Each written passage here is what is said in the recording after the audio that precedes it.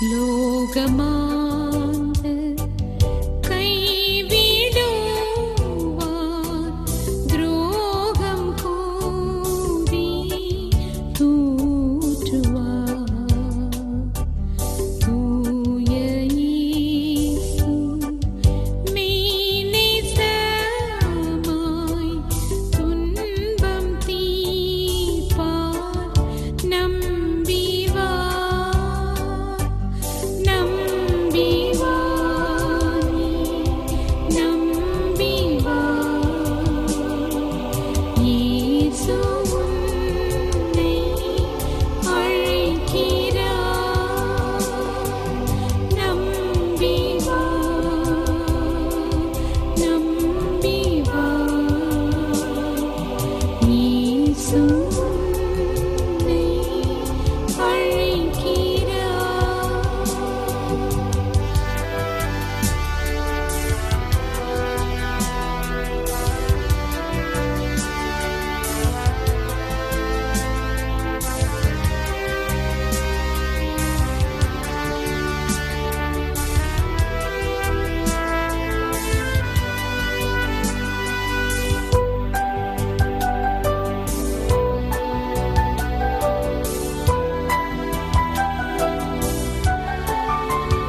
உந்தன் பாவ பாரம் எல்லாம் சுமந்தார் இயேசு சிலுவையில். சொந்தமாக ஏற்றுக்கொள்வார். இன்றே நீயும் நம்பி வா, நம்பி வா, நம்பி வா. இயேசு உன்னை அழைக்கிறார். நம்பி வா, நம்பி வா. இயேசு உன்னை அழைக்கிறார்.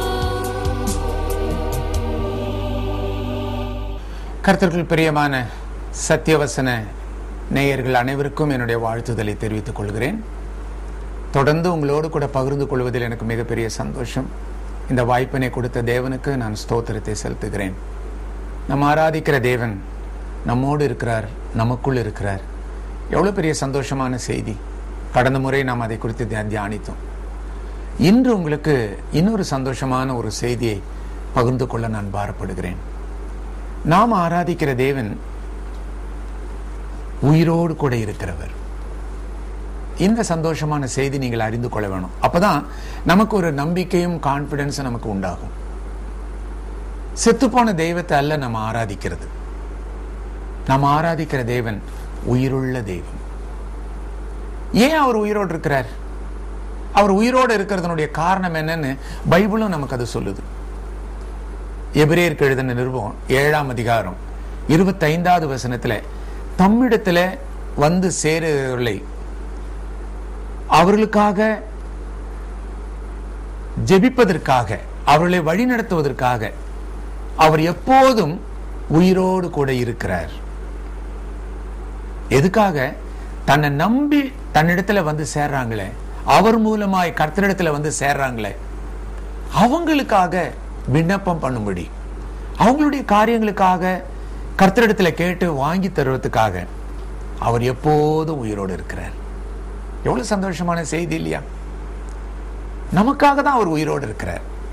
என் பிள்ளைக்கு ஏதாவது தேவைன்னாக்கா நான் உயிரோடு இருந்தா தான் அந்த தேவைகளை பூர்த்தி செய்ய முடியும். ஆகவே இந்த உலகத்தில் எத்தனையோ தெய்வங்கள் வந்ததாகலாம் நம்ம கேள்விப்படுறோம். வந்தாங்க, செத்தாங்க, ஆனா உயிரோடு எழுந்ததாக எங்கேயுமே நீங்க கேட்க முடியாது. ஆனா இயேசு கிறிஸ்து மாத்திரம் இந்த உலகத்துல நமக்காகவே வந்தார்.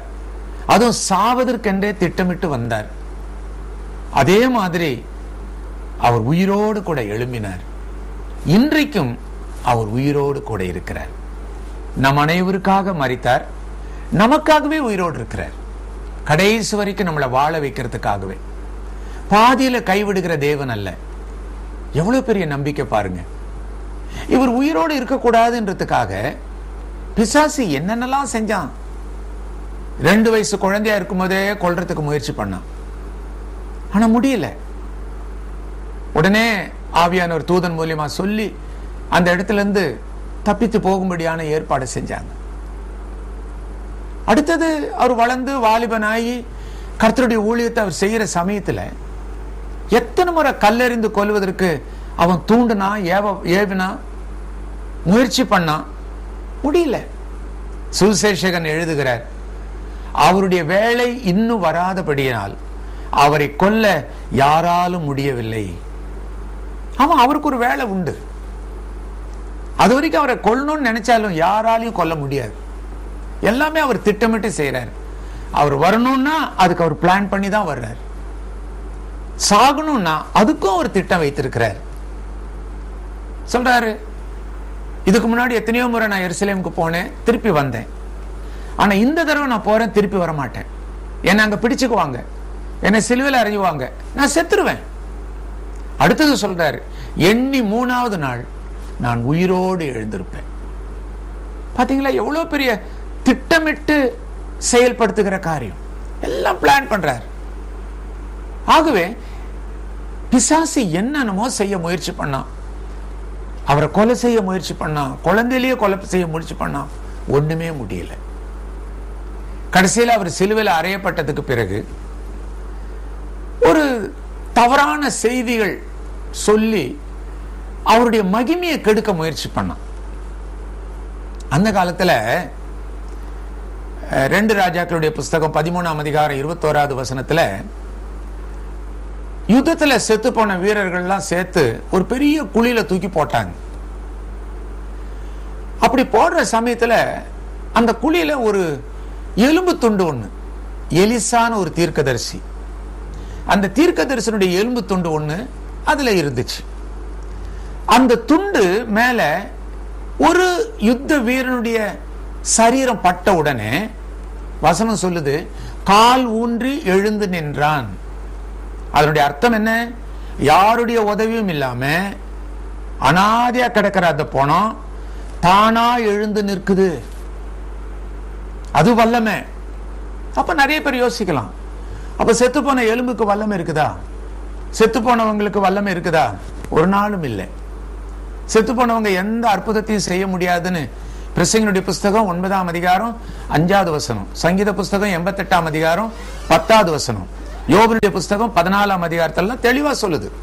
மரித்தவர்கள் பேர் முதலாய் மறக்கப்பட்டிருக்கிறது, இனி அவர்களால் ஒரு பலனும் இல்லை. மரித்தவர்களுக்கு தேவன் ஒரு அற்புதத்தையும் செய்ய மாட்டார், தெளிவா வசனம் சொல்லுது.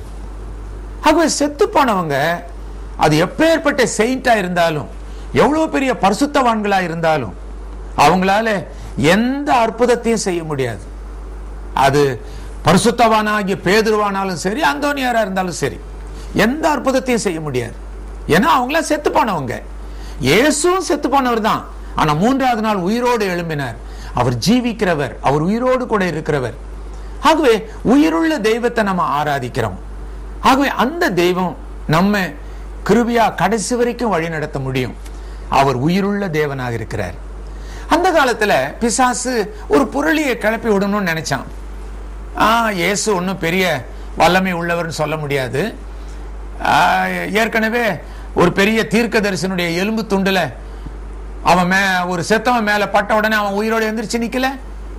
அது மாதிரிதான் இயேசு கிறிஸ்துவும் ஏதாவது ஒரு தீர்க்கதரிசனுடைய எலும்பு பட்டு அவர் உயிரோடு எந்திரிச்சிருப்பார். இப்படி ஒரு பொருளியை கிளப்பி விடுறதுன்னு பிளான் பண்ணி இருப்பானோ என்னமோ தெரியல. ஆனா ஆவியானவர் அந்த பிளானை முறியடிக்கிற விதமா அழகா ஒரு வார்த்தையை சொல்றார். யோவான் எழுதின சுவிசேஷம் 19ஆம் அதிகாரம் 40-41வது வசனத்துல இயேசு மரித்த உடனே கொண்டு போய் கல்லறையில வைக்கும் போது ஒரு வார்த்தை இருக்குது, ஒருவனும் ஒரு காலும் வைக்கப்பட்டிராத கல்லறையில கொண்டு போய் வைத்தார்கள். எவ்வளவு அழகா அந்த புரளிய தூள் தூள் பண்ணிட்டா பாருங்க. ஒருவனும் ஒரு காலும் வைக்கப்பட்டிராத கல்லறை. இவ்வளவு தெளிவான வார்த்தை ஏன் உபயோகிக்கணும்? பிசாசின் திட்டத்தை முறியடிக்கிறதுக்கு தான். இப்படி ஒரு பிளான் அவன் பண்ணி இருந்திருக்கணும். அவருடைய மகிமையை கெடுக்கிறதுக்காக அவன் பல திட்டங்களை அவன் செய்திருக்கிறான். அந்த காலத்துல யோசேப்புன்ற ஒரு பெரிய பணக்காரன், இயேசுவினுடைய தாயினுடைய மரியாளுடைய புருஷன் யோசேப் அல்ல, இயேசுனுடைய தகப்பன் நான் சொல்லல, இயேசுவினுடைய தாயாகிய மரியாளுடைய புருஷன்.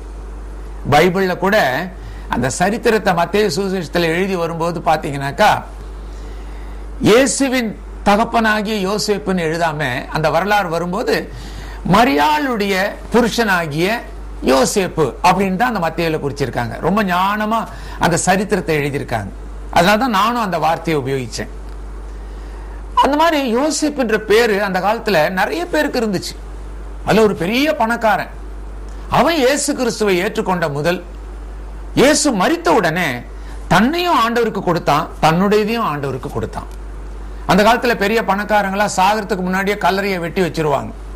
பிள்ளைங்களை நம்பி இருக்க மாட்டாங்க, நல்ல கல்லறையா நம்ம பிள்ளைங்களாம் வெட்டி வைக்க மாட்டாங்கன்றது நம்பிக்கையோ என்னமோ, அவங்களே கல்லறையை வெட்டி தயாரா வச்சுக்குவாங்க. அது மாதிரி பாறையில செதுக்கப்பட்ட ஒரு கல்லறை, ஒரு கெபி, அதை அவன் தனக்காக வச்சிருந்தான். பெரிய பணக்காரன் இல்லையா, அதுக்காக ஒரு ரூம் மாதிரியே வச்சிருந்தான். எருசலேமுக்கு போன சமயத்துல நாங்களும் அதை போய் பார்த்தோம். ஆனா 3 கல்லறையை எல்லாரும் போய் பார்த்துட்டு மெழுகு திரி வச்சுட்டு வர்றாங்க. ஏன் அப்படின்னா 3மே யோசேப்பின் கல்லறையா இருந்ததுனாலதான் இவ்வளவு பெரிய குழப்பம். ஏன்னா இயேசு வச்சதே யோசேப்பின் கல்லறை தானே. அப்போ 3 பேர் யோசேப்புன்ற பேர்ல கல்லறையை கட்டியிருந்தாங்க. இதுல எந்த கல்லறைக்குள்ள இயேசு வச்சாங்கன்னு இன்னைக்கு வரைக்கும் யாருக்குமே தெரியாது. அதனால எதுக்கு வம்புன்னு 3 கல்லறைக்கும் போய் மெழுகு திரி வச்சுட்டு வந்துடுறாங்க நிறைய பேர். நானும் அந்த 3 கல்லறையும் போய் பார்த்துட்டு தான் வந்தேன். அப்போ எந்த கலர்ல இயேசு வச்சாருன்னே தெரியாது. ஒரு பெரிய கெபி, அதுக்குள்ள ஒரு திட்டு, அதுலதான் இயேசுவை வச்சாங்க. அது யோசேப்பின் கல்லறை. அப்படி இந்த பெரிய பணக்காரன் யோசேப்பு தன்னுடைய கல்லறையை கொடுத்தான். ஆகவே அன்னைக்கு இருந்த ஜனங்க எல்லாருக்குமே தெரியும், பழைய கல்லறை அல்ல, அது மண்ணுல தோண்டி எடுக்கப்பட்ட குழியில் அல்ல இயேசுவை வைக்கல, கல்லுனால செதுக்கப்பட்ட, பாறையில் செதுக்கப்பட்ட அந்த கல்லறைக்குள்ள இயேசுவை வச்சாங்க. அது யோசேப்பின் கல்லறை. ஆகவே பிசாசு புரளி உண்டாக்கி இயேசுவின் மகிமையை கெடுக்க முயற்சி பண்ண அந்த திட்டமும் எல்லாம் கெட்டு போச்சு. அந்த திட்டம் ஃபெயிலியர் ஆகி போச்சு. ஆகவே இயேசு பரிசுத்தம், இயேசுனுடைய ஆவிக்குரிய தன்மை அவரை விட்டு யாருமே நீக்க முடியல. தேவ திட்டங்கள் அது போல நிறைவேறி முடிந்தது. 3வது நாள் இயேசு கிறிஸ்து சிலுவையில் அறையப்பட்டு கல்லறையில் அடக்கம் பண்ணியாச்சு. இப்ப பிசாசு யோசிக்கிறான், இப்ப சிலுவையில் அறையப்பட்ட உடனே தன்னுடைய திட்டம் வெற்றி அடைஞ்சிருச்சுன்னு ரொம்ப சந்தோஷமா நினைச்சிட்டு இருந்தான். ஆனா பின்னாடிதான் அவன் யோசிக்க தொடங்கினான். நம்மளை விட பைபிள் அவனுக்கு நல்லாவே தெரியும், கர்த்தருடைய வசனங்கள் எல்லாம் அவனுக்கு ரொம்ப நல்லா தெரியும். அப்பதான் யோசிக்கிறான், நம்முடைய திட்டம் நிறைவேறல, இயேசுவின் திட்டம் தான் நிறைவேறி இருக்குது. நாம பிடிச்சு அவர் அகப்படல, அவராதான் கை நீட்டி கொடுத்தாரு. ஆகவே அவருடைய திட்டத்தின் படிதான். அப்போ அவர் சொன்னாரு, எனக்கு ஞாபகம் இருக்குது, நான் போறேன், எருசலேமில் என்ன பிடிச்சுக்குவாங்க, என்ன சிலுவையில் அறைவாங்க, நான் செத்து போயிடுவேன், 3வது நாள் உயிரோடு எந்திரிப்பேன்னு சொன்னார். ஓ, இனி அந்த ஒரு திட்டம் நடக்க போகுது. அதை நடக்காம செஞ்சா என்ன? உயிரோடு எந்திரிக்காம அப்படி கல்லறையிலிருந்து எந்திரிக்காதபடி ஏற்பாடு செய்யணும். உடனே அந்த திட்டத்தை செயல்படுத்த முயற்சி பண்ணான். பெரிய கல்லை உருட்டணும்னா அதே மாதிரி உருட்டி போட்டாச்சு. அது மாத்திரம் போதாது, அதுக்கு மேல ஒரு பெரிய ராஜ முத்திரை உள்ள சீல் வைக்கணும். சீலை உடைக்க முடியாது, உடைச்சா கல்லை புரட்டலாம், அது பெரிய கல்லு, ஒரு ஆள் புரட்ட முடியாது. இவ்வளவு பெரிய பாதுகாப்புகளை வச்சுட்டு அதுவும் போதாதுன்னு பலசாலிகளான காவலாளிகளை சுத்தியிலும் காவல் காக்க வச்சான். அதையும் மீறி யாராவது வந்து கல்ல புரட்டி இயேசு வெளியே வந்தா ஒரே குத்துல குத்தி அவனை சாகடிச்சிடணும். இதுதான் பிசாசினுடைய திட்டமா இருந்தது. அந்த திட்டத்தின்படி காவலாளிகள் எல்லாம் காத்திருக்கிறாங்க. கல் புரட்டி வைக்கப்பட்டது, அது மேல சீல் வைக்கப்பட்டது. காவலாளிங்க ராத்திரி பகலும் காவல் காத்தாங்க. 3வது நாள் வந்தது, விடிகாலை நேரம், எல்லாரும் முழிச்சு பார்த்துட்டு இருக்கிறாங்க. அப்பதான் வானத்திலிருந்து தேவ தூதர்கள் இறங்கினாங்க, கல்லை புரட்டினார்கள். உள்ளே இருந்த இயேசு கிறிஸ்து ஜெகஜோதியாய் உயிரோடு கூட வெளியே வந்தார். அந்த உயிரோடு வெளியே வந்த அந்த காட்சியை பார்த்த காவலாளிங்க எல்லாம் அப்படியே முகங்குப்புற முன்னாடி விழுந்தாங்க. அவர் உயிரோடு எழும்பினதை யாராலுமே தடுக்க முடியல. பிசாசின் எந்த திட்டமும் அதை தடுக்க முடியல. ஆகவே இந்த காவலாளிங்க உடனே எந்திரிச்சு போய் நேர ஆசாரி இடத்திலையும் மற்றவங்க இடத்திலையும் போய் சொன்னாங்க, ஐயா ஏசு உயிரோடு எந்திரிச்சிட்டார், ஏசு உயிரோடு. நாங்களே கண்ணால பார்த்தோம். அவங்களுக்கு எல்லாம் பயங்கர கோபம் வந்திருக்கும். ஏய், நீங்களே போய் சுவிசேஷம் அறிவிச்சிருவீங்க போல் இருக்குதே, இதுக்காக உங்களை காவலாளியா வச்சேன். நீங்க பார்த்தது எதுவுமே உளறிடக்கூடாது, தெரியுதா? நாளைக்கு பிலாத்து விசாரணைக்கு உங்களை அழைப்பான். நீங்க பார்த்தது எதையுமே அங்க சொல்லக்கூடாது. ஐயா எங்க வேலை போயிடுமே, எங்க பொழப்பு போயிடுமே, நாங்க புள்ள குட்டிக்காரங்களாச்சே. அப்பதான் அவங்க லஞ்ச பணம் அவங்க கையில கொடுக்கறாங்க. ரிட்டையர்ட் ஆன எவ்வளவு கிடைக்குமோ அதுக்கு மேலேயே நீ காலமெல்லாம் உட்காந்து சாப்பிடலாம், இந்தா ஒவ்வொருத்தருக்கும் பணம் கொடுத்து நாங்க சொல்றபடிதான் நீ போய் சொல்லணும். அதே மாதிரி லஞ்ச பணத்தை வாங்கிக்கிட்டு அடுத்த நாள் விசாரணைக்கு வந்து நிக்கிறாங்க. பிலாத்து வந்து உக்காந்துட்டாரு. கூடு, முதல்ல அந்த காவலாளிகளை விசாரிக்கலாம், கூப்பிடு. வந்து நிக்கிறாங்க. நடந்ததை நடந்த மாதிரி உண்மையை சொல்லணும். ஏதாவது தப்பு கிப்பு பொய்யா ஏதாவது பிழையா சொன்னீங்க இல்லையா, அப்படியே சொல்லிடுறோம். ஐயா இயேசு உயிரோடு எந்திரிக்கலையா? எப்பரா தெரியும்? இல்லையா, சீஷர்கள் தூக்கிட்டு போயிட்டாங்க. நாங்க அசந்து போய் அந்த விடிகாலம் தூங்கிட்டோம். ஐயா தூங்கின உடனே அந்த சமயம் பார்த்து அவங்க சீஷங்க வந்து அவருடைய சரீரத்தை எடுத்துட்டு போயிட்டாங்க. பிலாத்து முட்டாள் அல்ல, அவன் நல்ல ஞானம் உள்ளவன். அவன் கேள்வி கேட்டிருப்பான், ஏண்டா நீங்களே சொல்றீங்க நாங்க தூங்கிட்டோம்னு, அப்ப வந்தது சீஷர்கள் உங்களுக்கு எப்படி தெரியும்? இதுலயே நீ பொய் சொல்றன்றது தெரியுது இல்லையா, நீ சொல்றது பொய் சாட்சின்னு தெரியுது இல்லையா? பிசாசு போட்ட திட்டங்கள் எல்லாம் தவிடுபடி ஆயிடுச்சு. எந்த திட்டமும் பலிக்கல. இயேசு உயிரோடு எழும்பினதை யாராலுமே தடுக்க முடியல. அவர் ஜீவிக்கிற தேவனாய் உயிரோடு எழும்பினார். அந்த உயிரோடு எழும்பினதுனாலதான் சீஷர்களுக்குள்ள பயந்திருந்த சீஷர்களுக்குள்ள ஒரு நம்பிக்கை வந்தது. அதுக்கு முன்னாடி ரூம் எல்லாம் பூட்டிட்டு ஜன்னல் கதவு எல்லாம் மூடிட்டு பயந்து உள்ள உட்கார்ந்து இருந்தாங்க. பூட்டப்பட்ட வீட்டுக்குள்ள உள்ள நுழைஞ்சார், தன்னை வெளிப்படுத்தி காண்பித்தார். அவர்களுக்குள் தைரியம் வந்தது. அப்போஸ்தலர் நடவடிக்கைகள் 1ஆம் அதிகாரம் 3வது வசனத்துல சகல திருஷ்டாந்தங்களோடு கூட தான் உயிரோடு கூட எழுந்திருக்க உயிரோடு கூட இருக்கிறேன் என்பதை சகல திருஷ்டாந்தங்களோடு அவர்களுக்கு வெளிப்படுத்தி காண்பித்தார் அப்படின்னு அந்த வசனம் சொல்லுது. சகல திருஷ்டாந்தங்களோட, எந்த சந்தேகமும் இருக்கக்கூடாது. நீயே பார், நான் தானான்றதை நல்லா பார்த்துக்கோ. சும்மா சந்தேகமா போய் என்னை பத்தி அறிவிக்காத. ஏன்னா இப்படி அறிவிக்கல, இப்படி காமிக்கலனாக்கா இயேசு உயிரோட எந்திரிச்சாருன்னு நிறைய பேர் சொன்னாங்கன்னு தான் போய் சுவிசேஷம் அறிவிப்பாங்க. ஆனா இப்ப எப்படி சொல்றாங்க? 1 யோவான் 1ஆம் அதிகாரம் 1வது வசனத்துல நாங்கள் கண்டதும் நாங்கள் நோக்கி பார்த்ததும் நாங்கள் தொட்டதுமான இயேசுவை உங்களுக்கு அறிவிக்கிறோம். எவ்வளவு அழகா சொல்றாங்க. காரணம், நேருக்கு நேரா பார்த்ததுனாலதான் தைரியமா இயேசுவை பற்றி அறிவிக்கவும், தைரியமா இயேசுக்காக ரத்த சாட்சியா மரிக்கவும் தைரியம் வந்துச்சு. அதுக்கு முன்னாடி கோழைகள் மாதிரி பயந்து இருந்தாங்க. இப்போ அவர்களுக்குள்ள தைரியம் வந்துருச்சு. எங்க போய் பிரசங்கம் பண்ணாலும் இதேதான் அடிப்படையா வச்சுதான் பிரசங்கம் பண்ண ஆரம்பிச்சாங்க. அப்போஸ்தலர் நடவடிக்கைகள் 1ஆம் அதிகாரம் 22வது வசனம், அப்போஸ்தலர் நடவடிக்கைகள் 2ஆம் அதிகாரம் 32வது வசனம், 3ஆம் அதிகாரம் 15வது வசனம், 4ஆம் அதிகாரம் 30வது வசனம், 15ஆம் அதிகாரத்துல 30வது வசனம், 1 கொரிந்தியர் 15ஆம் அதிகாரத்துல இதுல எல்லாம் நீங்க பாத்தீங்கன்னாக்கா ஒவ்வொரு இடத்திலையும் பிரசங்கம் பண்ணும்போது நீங்கள் குத்தின இயேசு உயிரோடு கூட இருக்கிறார், நீங்கள் கொலை செய்த இயேசு உயிரோடு கூட இருக்கிறார், நாங்கள் ஆராதிக்கும் தெய்வம் உயிரோடு கூட இருக்கிறார். எவ்வளவு பெரிய சந்தோஷமான பிரசங்கம், எவ்வளவு தைரியமா அவங்களுக்குள்ள அந்த பிரசங்கம் செய்ய முடிஞ்சது. ஏன்? அவங்க ஆராதிக்கிற தெய்வம் உயிரோடு கூட இருக்கிறார் என்பதை அவங்க நேருக்கு நேரா பார்த்தாங்க, உணர்ந்தாங்க. இன்றைக்கு நாம ஆராதிக்கிற அந்த இயேசு ஜீவிக்கிறவர், அவர் உயிரோடு கூட இருக்கிறவர், நமக்குள் இருக்கிறார், நம்மோடு கூட இருக்கிறார். இந்த நம்பிக்கை நம்ம இந்த நிகழ்ச்சியை பார்த்து கொண்டிருக்கிற உங்களை அனைவருக்கும் இருக்கட்டும். நாம் ஆராதிக்கிற தேவன் செத்து போனவர் அல்லையா, அவர் ஜீவிக்கிற தேவன். உங்களுடைய பிரச்சனைகளுக்கு அவர் போதுமானவர்.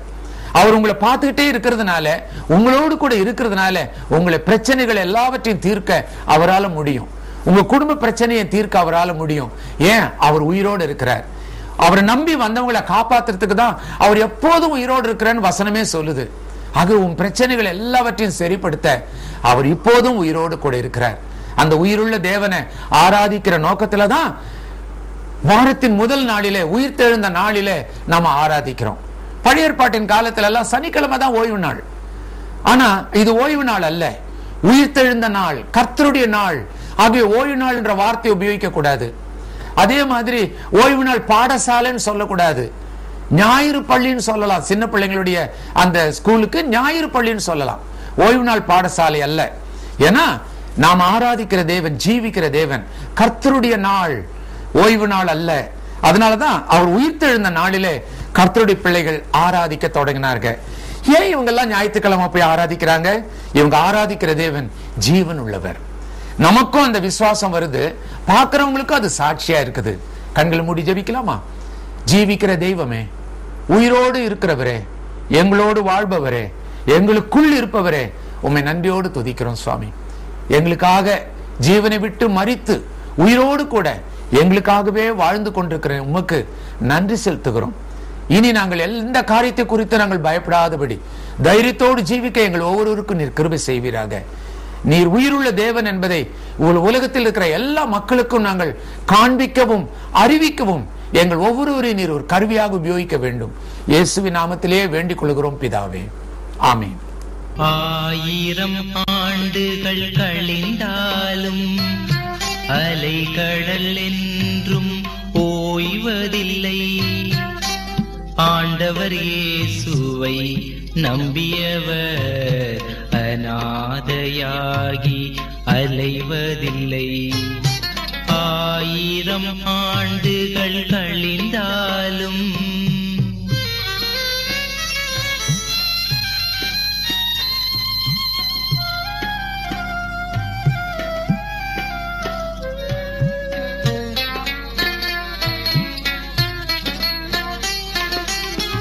மாதம் ஒரு நாள் நிலமறைந்தால் வானிலா இல்லை என்பாயோ.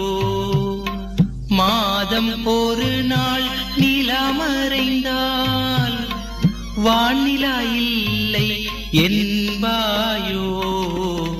சோதனை வேதனை வருகையிலே, சோதனை வேதனை வருகையிலே நீயும் தேவனே இல்லை எனலாமோ.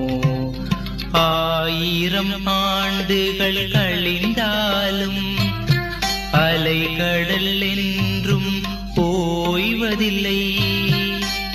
ஆண்டவர் இயேசுவை நம்பியவர் அநாதையாகி அலைவதில்லை. 1000 ஆண்டுகள் கழிந்தாலும்